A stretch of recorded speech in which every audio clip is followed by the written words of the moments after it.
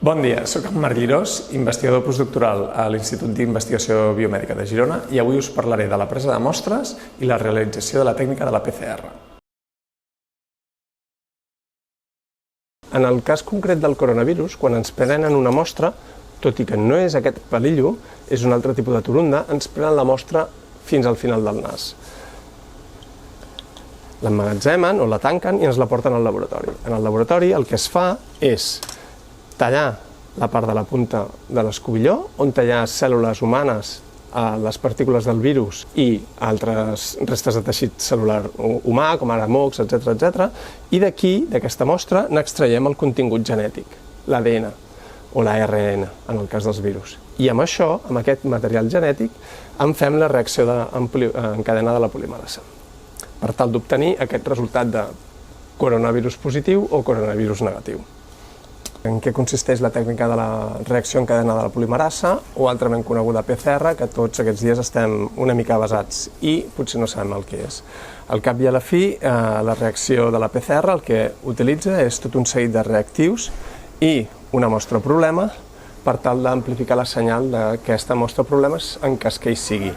Això bàsicament consisteix en que, tal com hem vist o veureu a les màquines que utilitzem per amplificar el senyal, el que partim és d'una molècula que en principi conté els àcids nucleics problema i tot un seguit d'encebadors que ens permetran anar a trobar la senyal d'aquell gen, d'aquella proteïna, en el seu genoma, en el seu contingut genètic, per tal d'amplificar si és aquesta senyal. De tal manera que al cap de X cicles de temperatura, de pujades i baixades de temperatura, acabem aconseguint amplificar el senyal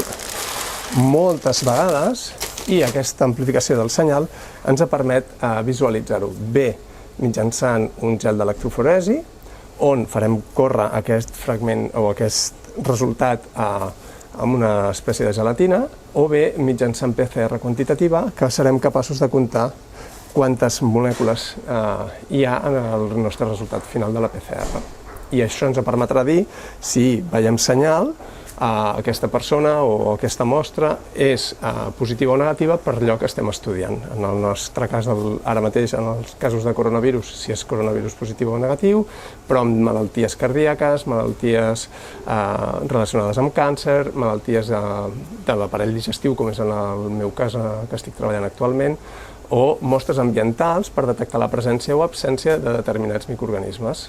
Bé, un cop acabat la PCR,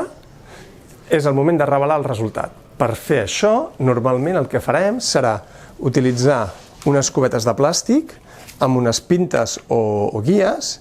on hi posarem una gelatina, una garosa. Aquesta gelatina el que ens farà serà una espècie de pastís amb un seguit de pous que ens permetran, en aquests pous, posar-hi la mostra problema i el que farem serà fer migrar dintre d'aquestes cubetes o piscines que contenen un tampó, una solució aquosa de sals i gràcies a una diferència de potencial fer avançar els àcids nucleics amplificats o no a la nostra mostra problema. Aquestes mostres contindran o haurem afegit una substància fluorescent per tal de visualitzar el resultat de la nostra PCR, que ens permetrà veure amb una foto si el resultat és positiu perquè hi ha senyal, dubtós perquè la senyal és molt tènue o negatiu perquè no hi ha senyal.